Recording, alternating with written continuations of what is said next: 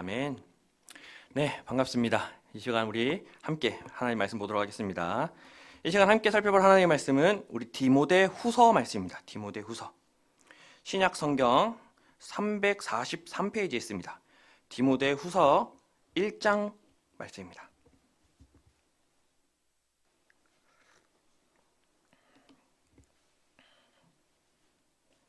디모데 후서 1장 3절에서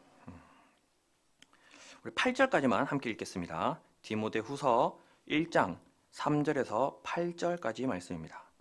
우리 한 절 한 절 교독하고 마지막 8절 말씀만 우리 한 목소리로 교독하겠습니다. 디모데 후서 1장 3절에서 8절까지의 말씀. 제가 먼저 3절 말씀 읽도록 하겠습니다. 내가 밤낮 간구하는 가운데 쉬지 않고 너를 생각하여 청결한 양심으로 조상적부터 섬겨오는 하나님께 감사하고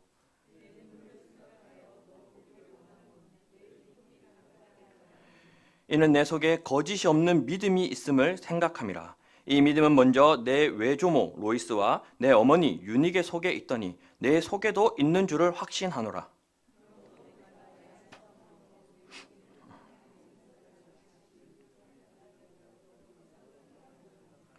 하나님이 우리에게 주신 것은 두려워하는 마음이 아니요 오직 능력과 사랑과 절제하는 마음이니. 같이 보겠습니다. 그러므로 너는 내가 우리 주를 증언함과 또는 주를 위하여 갇힌 자 된 나를 부끄러워하지 말고 오직 하나님의 능력을 따라 복음과 함께 고난을 받으라. 아멘. 우리 오늘 이 본문 말씀을 통해서 생각나는 사람과 생각해야 할 것이라는 제목으로 말씀을 좀 함께 나눠보도록 하겠습니다. 그래서 두 가지의 주제에 대해서 조금 이제 포커스를 맞춰서 말씀을 볼 건데요. 첫 번째는 생각나는 사람이라는 주제에 대해서 한번 생각을 해볼 거고요. 두 번째는 생각해야 할 것이라는 주제로 오늘 말씀을 좀 함께 보았으면 좋겠습니다. 그래서 먼저 이 생각나는 사람이라고 하는 이 주제로 오늘 말씀을 먼저 한번 살펴볼 텐데, 디모데 후서는요, 사도 바울이 살아생전 쓴 마지막 서신서입니다. 사도 바울의 마지막 편지이고 사도 바울이 기록한 마지막 성경이라는 거죠. 그래서 사도 바울이 이 편지를 쓰고 자기도 모르게 갑자기 이렇게 순교하게 된 게 아니라, 사도 바울은 이 편지를 쓸 때 이미 자신이 이제 곧 순교하게 될 거라는 사실을 알고, 자신이 이제 끝이라는 사실을 알고 이 마지막 편지를 기록한 겁니다. 의미가 다르겠죠? 자기가 마지막인지 모르고 쓴 게 아니라 이제 자기가 이 편지가 마지막이 될 거라는 사실을 알고 기록했기 때문에 이 편지에는 사도 바울의 그 수많은 감정과 그 수많은 어떤 사도 바울의 모든 것들이 담겨져 있는 그런 서신서라고 할 수 있습니다. 그래서 이 디모데후서 4장 6절부터 보면요, 사도 바울이 자신이 끝날 것을 알았다고 우리가 추측할 수 있는 게, 내가 벌써 부어지고 나의 떠날 시각이 가까웠도다. 나는 선한 싸움을 싸우고 나의 달려갈 길을 마치고 믿음을 지켰다라고 이렇게 이 디모데후서 후반부에 자신의 이런 말미를 기록하고 있거든요. 사도 바울은 이제 자신이 곧 순교하게 될 거라는 사실을 알고 마지막으로 이 디모데라고 하는 한 사람에게 편지를 쓰고 있습니다. 그래서 3절, 오늘 읽은 말씀 3절에 보면요, 내가 밤낮 간구하는 가운데 쉬지 않고 너를 생각하여 청결한 양심으로 저상적부터 섬겨오는 하나님께 감사하고. 그러니까 사도 바울이 마지막으로 자신이 죽기 전에, 순교하기 전에 마지막으로 끝까지 생각하던 사람이 이 디모데였다라는 겁니다. 도대체 디모데가 어떤 사람이었길래 사도 바울은 죽기 전까지 마지막으로 자신이 이 마지막 한 편의 편지를 쓸 수 있으면 이 편지를 지금 디모데에게 기록하고 있냐라는 거죠. 그래서 우리가 디모데가 어떤 사람이고 마지막으로 바울이 기억하고 있는 이 디모데의 모습이 어떠한 모습인지를 좀 생각하면서 우리 또한 이 디모데와 같은 그런 성도들이 될 수 있는 그런 은혜가 있는 시간이 되었으면 좋겠습니다. 사도 바울이 생각하는 첫 번째 이 디모데의 모습인데요, 우리 두 가지의 모습을 살펴볼 텐데, 이거를 다 살펴보기엔 너무 광범위해서 제가 오늘 말씀을 조금 이 포커스를 좀 줄였습니다. 좁은 시야를 가지고 하나하나를 살펴볼 건데요, 첫 번째는 이 디모데가 가지고 있는 사람과의 관계에서의 디모데의 모습이고요, 두 번째는 디모데가 하나님과의 관계에서 어떤 모습인가에 대해서 좀 포커스를 줄여서 오늘 말씀을 함께 나누겠습니다. 먼저 4절 말씀입니다. 사도 바울이 디모데를 생각하는데 어떻게 생각하냐면요, 내 눈물을 생각하여 너 보기를 원함은 내 기쁨이 가득하게 하려 함이니. 자, 바울이 생각하는 디모데의 첫 번째 모습은요, 눈물의 모습입니다. 눈물. 디모데를 딱 떠오르니까 제일 먼저 떠오르는 게 눈물이에요. 이 눈물을 제가 사람과의 관계 속에서 한번 살펴보았거든요. 디모데는 사람과의 관계 속에서 눈물 흘릴 줄 아는 그런 성도였습니다. 그런 그리스도인이었습니다. 눈물을 흘리다는 게 어떤 말일까요? 여기서 이 눈물은요, 어떤 특정한 눈물을 얘기하는 게 아닙니다. 너가 그때 흘렸던 그 눈물, 이게 아니라 그냥 너의 모든 눈물에 대해, 그러니까 디모데 하면 눈물의 사람, 이렇게 떠올랐던 인물인 것 같아요. 언제 우리가 눈물을 흘리나요? 슬플 때 눈물 많이 흘리겠죠? 반대로요, 우린 기뻐도 기쁨에 눈물을 흘립니다. 막 너무 감격스러워도 막 눈물이 나고요, 너무 고통스러워도 눈물이 나고요. 눈물하면 뭐가 떠오를까요? 눈물의 의미가 뭘까요? 자기 자신에게 반영을 하면 좀 이 의미를 좀 와닿기가 어려운 것 같아서 타인에게 한번 반영을 해보면 됩니다. 제가 예를 들어서 예전에 장례식장, 친구가 아니죠. 친구의 어머니가 일찍 돌아가셔서 친구가 이제 어머니를 돌아가셨기 때문에 장례식장을 간 적이 있습니다. 그때 제가 친구 어머니를 실질적으로 뵌 적도 없습니다. 누군지도 모르지만 그 친구가 너무 슬퍼하는 모습에 저도 옆에서 있는데 막 갑자기 같이 눈물이 막 나더라고요. 그죠?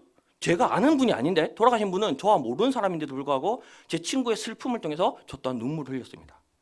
제가 최근에 제 이제 결혼식을 갈 일이 생겨서 이제 결혼식장 갔는데, 이제 신부가 막 이렇게 결혼식을 막 준비하고 있는데 신부 친구들인 것 같아요. 막 신부를 보면서 막 친구들이 부둥 켜고 막 우는 거예요. 결혼은 신부가 하는데 친구들이 바꿔서 울고 있는 겁니다. 왜 저렇게 울까요? 뭐 기쁜 자리에서.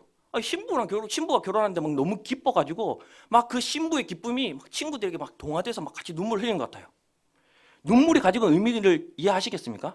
눈물이 어떤 의미입니까? 눈물은요, 진심이라는 의미를 담고 있습니다. 디모데는 눈물의 사람이었다라고 지금 바울이 생각하는, 기억하고 있는 모습은요, 디모데는 진심의 사람이었다라는 거예요.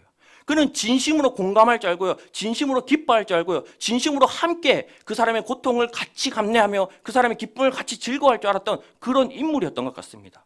그래서 정말 이 디모데는요, 그 같이 만나는 성도들, 이웃들, 그 사람들이 슬퍼할 때 함께 슬퍼하고요, 그들이 기뻐할 때 함께 기뻐할 줄 아는 그런 사람으로 지금 바울은 디모데를 기억하고 있다는 거예요.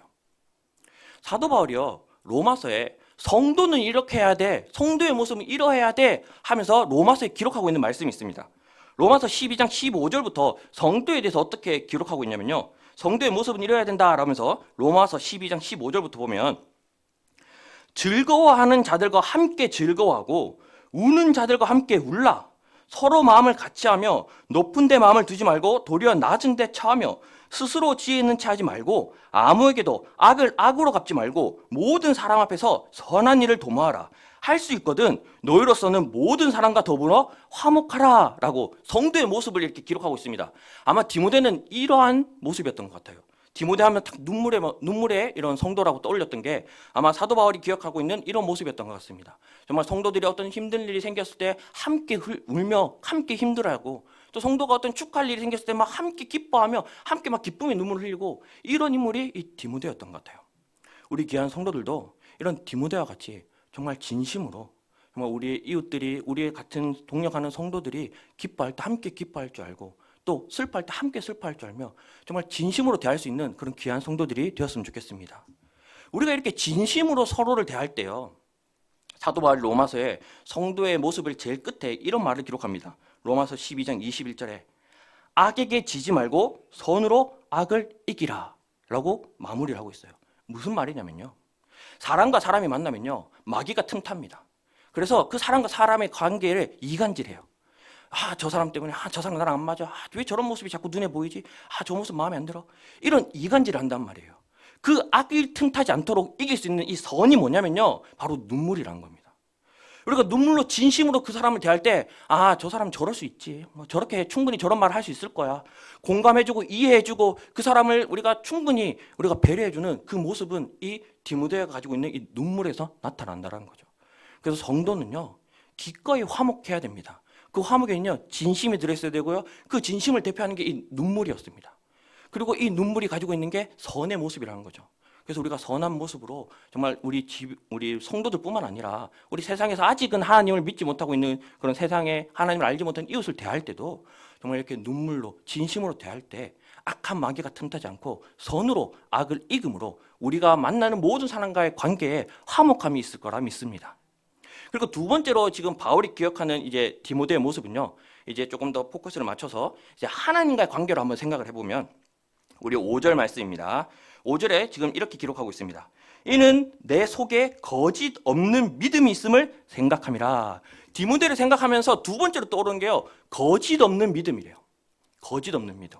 이제 하나님과의 관계를 이제 맞춰볼게요. 방금은 이제 첫 번째 눈물은 사랑과의 관계에서 한번 생각을 해본 거고요.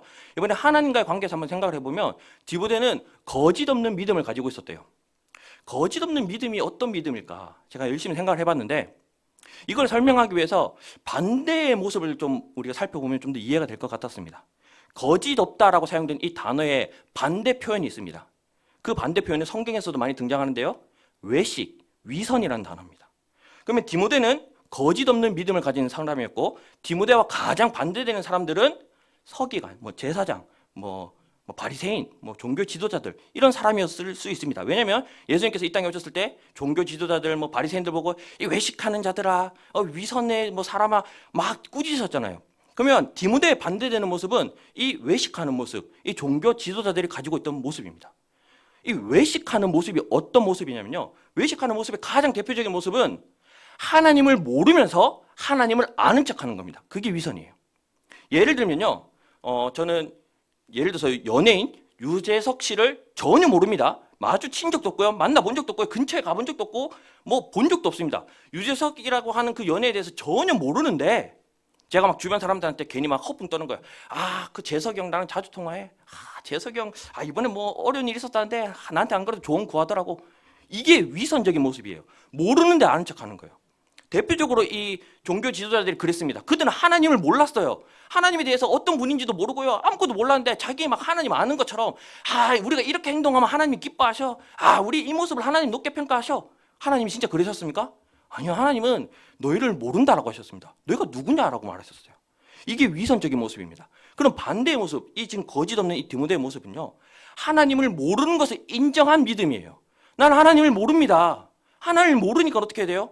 하나님께 기도하는 거예요. 하나님 좀 알려주세요. 하나님 어떤 분이십니까? 하나님 누구십니까? 하나님을 모르니까 하나님께 기도하는 겁니다. 하나님, 내 지금 겪고 있는 이 일 도저히 이해가 안 갑니다. 왜 내가 이런 일을 겪어야 됩니까? 이게 거짓 없는 믿음이라는 거예요. 근데 위선적인 믿음은요, 그냥 다 괜찮은 척, 나는 힘들고 막 골마 터지는데 난 다 괜찮은 척, 겉으로 가면을 쓰다. 이게 원어의 뜻이거든요. 가면을 쓴 모습이 위선된 모습이면, 지금 디모데가 있는 거짓 없는 믿음은요, 가면을 벗은 모습, 내 모든 것을 허심탄회하게 다 하나님 앞에 털어놓는 그 모습이 거짓 없는 모습이라는 겁니다. 성경에서 가장 대표적으로 이 거짓 없는 믿음을 보여줬던 인물이 다윗입니다. 다윗이 쓴 시편들이 정말 많죠. 이 시편들을 보면요, 하나님을 막 찬양하는 시들이 있습니다. 근데 그게 다윗이 쓴 시편의 한 3분의 1 정도밖에 안 돼요. 나머지 3분의 2는요, 하나님에 대해서 막 불평불만을 하고요, 하나님 왜 침묵하십니까? 하나님 왜 보고 계십니까? 그런 내용이 절반이고요. 또 나머지 절반은요, 하나님 저 원수 자자손손 다 멸망시켜 주십시오, 막 저주하는 게 그 대부분 내용입니다. 그러니까 지금 다윗은요, 하나님 앞에서 모든 것을 솔직하게 전했습니다. 자기 감정을 있는 그대로 내려놨어요. 그래서 하나님께 기쁘면 기쁘다고 찬양하고요, 하나님한테 이해할 수 없으면 나 이해할 수 없다고 막 하나님한테 하소연하고요. 시편을 읽어보십시오. 다윗의 감정이 고스란히 다 나타납니다. 막 자신을 억압하고 자신을 괴롭히는 원수가 있으면요, 하나님한테 가가지고 하나님, 저 원수 왜 내버려 두십니까? 나 하나님 이해가 안 돼요. 하나님 저 원수 좀 막 대대손손 막 멸망시켜 주십시오. 그의 자녀가 막 낳자마자 막 장애를 앓게 하고요, 그의 가족들이 다 막 어려움을 겪게 하고요. 막 읽어보면요, 이게 지금 성도가 할 수 있는 표현인가 싶을 정도로 막 엄청난 저주를 퍼붓거든요. 근데 그게 사람한테 하는 게 아니라 하나님 앞에 한다라는 거예요. 그게 거짓 없는 믿음입니다. 우리는 그 크신 하나님을 알지 못합니다. 모르니까 기도하는 거예요. 하나님, 나 모르겠어요. 하나님 좀 알려주십시오. 디모데가 이러한 믿음을 가지고 있었던 것 같습니다. 그래서 디모데는요, 하나님 앞에 솔직했던 것 같아요. 다윗과 같은 믿음을 가졌던 것 같습니다. 그래서 바울이 생각하는 디모데는요, 두 가지의 모습이에요. 사람과의 관계에서 눈물을 흘릴 줄 아는 모습이었고요, 하나님과의 관계에서는요, 거짓이 없는 그런 깨끗한 믿음을 가지고 있던 모습으로 바울은 지금 디모데를 기억하고 있습니다. 우리 귀한 성도님들도 이런 디모데와 같이 정말 눈물과 거짓 없는 믿음으로 우리 같은 신앙생활하는 성도들뿐만 아니라 정말 이웃들에게도 그렇게 기억될 수 있는 우리 귀한 성도들이 될 수 있었으면 좋겠습니다. 그렇다면 디모데의 이런 믿음이 어디서 왔을까요? 디모데가 바울과 함께 다니면서 바울에게 이런 믿음을 배웠을까요?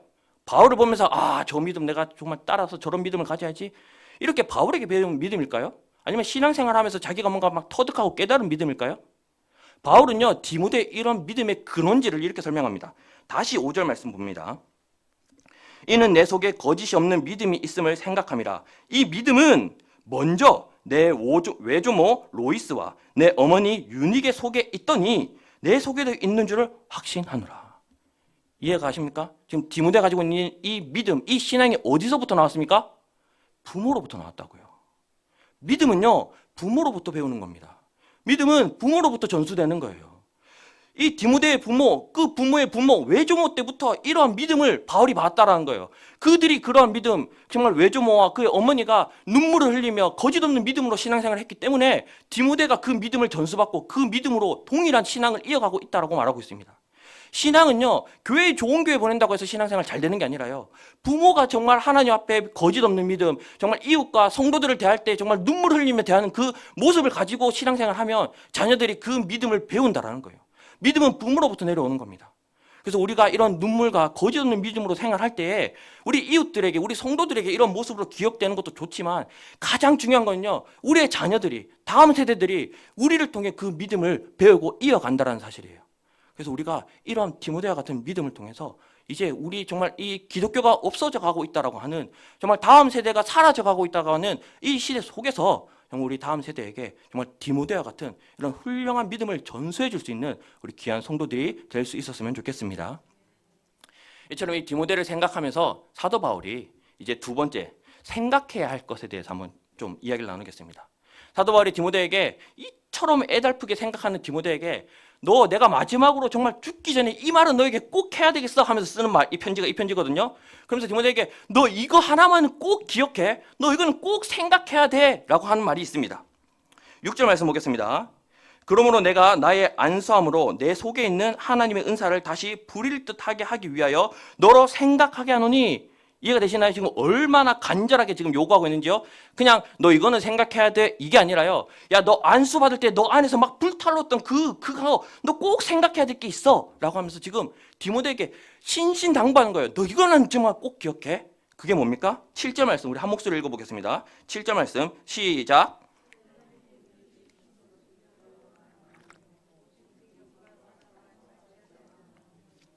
하나님이 주시는 것은 두려워하는 마음이 아니라 오직 능력과 사랑과 절제하는 마음이라는 거예요. 이거는 꼭 기억해라는 겁니다. 왜 지금 이 말을 하냐면요, 이 당시 지금 사도 바울이 죽게 된 이 배경이 어떤 배경이냐면, 로마의 역사적으로 정말 엄청난 대화재 사건이랍니다. 불이 다 타요. 로마가 정말 다 불타버립니다. 그래서 그 화재 사건의 주범을 그 당시에 네로 황제가 그리스도인들에게 덮어 씌워버렸어요. 이거 다 그리스도인들이 불지른 거야. 그래서 이 네로 황제 때 그리스도인들의 엄청난 핍박이 시작됩니다. 이 핍박 때문에 베드로가 십자가에서 순교하게 되고요, 사울이 목이 베어서 순교하게 됩니다. 이때 죽는 거예요, 다. 그래서 다 죽을 거를 알게 됐습니다. 수많은 그리스도인들이요, 잡혀가고요, 콜로세움에 던져지고요, 사자굴에 사자밥으로 던져지게 됩니다. 엄청난 핍박을 받게 돼요, 그리스도인들이. 그때 지금 이 가지게 될 디모데의 모습이요, 자신이 아버지처럼 따랐던 사도 바울이 그 믿음 때문에 죽게 되는 거예요. 그럼 디모데 입장에서는요, 그런 생각을 할 수 있습니다. 아, 이거 실패한 거 아니야? 아, 이 믿음 이거 잘못된 거 아니야? 믿었는데 성공하는 게 아니라 믿었는데 죽네? 이런 마음을 가질 수가 있다는 거예요. 수많은 그리스도인들이 자신도 죽게 될 거라는 두려움에 떨게 된다는 거예요. 그래서 지금 바울이 디모데에게 얘기하는 거예요. 야, 너 지금 가지는 그 두려움, 그 하나님 주시는 마음 아니야. 하나님 주시는 마음은 능력과 사랑과 절제야. 그래서 8절에 이 디모데에게 이런 말을 하죠. 그러므로 너는 내가 우리 주를 증언한가 또는 주를 위하여 갇힌 자 된 나를 부끄러워하지 말고 오직 하나님의 능력을 따라 복음과 함께 고난을 받으라. 무슨 말입니까? 바울이요, 지금 내가 순교되는 거 너 그거 부끄럽게 여기지 마. 내가 지금 여기서 죽게 되는 거 너 그거 이상하게 여기지 마. 너 또한 기꺼이 하나님의 복음을 붙들고 이 고난의 길을 걸어가라라고 얘기합니다. 그 근거를 뭐라고 얘기하냐면요, 우리가 시간이 안 돼서 오늘 읽지는 않았지만 9절부터 14절까지의 말씀입니다. 사도 바울이 지금 디모데에게 너 또한 고난의 길을 걸어가 하면서 그 근거를 뭐로 제시하냐면요, 예수님을 제시해요. 예수님이 이 땅에 오셨습니다. 예수님이 메시아로 오셨어요. 그러면 세상 사람들이 보기에는 어떻습니까? 야, 예수님 오셨으니까 예수님 막 왕국을 이루고 막 큰 나라를 세우고 뭐 로마를 무찌르고 이런 모습을 생각했는데 예수님의 실질적인 모습은 어땠습니까? 십자가에 달려서 죽으셨어요. 그때 세상 사람들은 예수님을 비웃었습니다. 야, 네가 정말 하나님의 아들이면 어디 하나님한테 구원해달라 해봐. 너도 구원하지 못하잖아. 그래서 예수님을 비우셨어요. 그리고 수많은 사람들이 예수님을 실패자라고 얘기했습니다. 예수님은 실패한 거야. 예수님은 졌어. 패배자야. 그렇게 얘기했습니다. 근데 예수님의 십자가 사건을 하나님은 어떻게 해석하셨습니까? 예수님의 십자가 지시고 부활하셨을 때 하나님께서 예수님의 그 사건을 통해서 뭐라고 선포하셨습니까? 승리하였다라고 선포하셨어요. 우리 세상 사람들이 보기에는 패배한 모습입니다. 예수님이요, 십자가에 지셨으니까. 근데 하나님은요, 그 사건을 승리의 사건이라고 선포하셨어요. 왜요? 그 사건으로 통해서 우리가 이제 이 땅에 온 세상에 구원이 선포됐기 때문이에요. 구원의 문이 열렸기 때문입니다. 그래서 예수님의 그 십자가 사건은 정말 우리 이 세상에 선포된 승리의 사건이에요.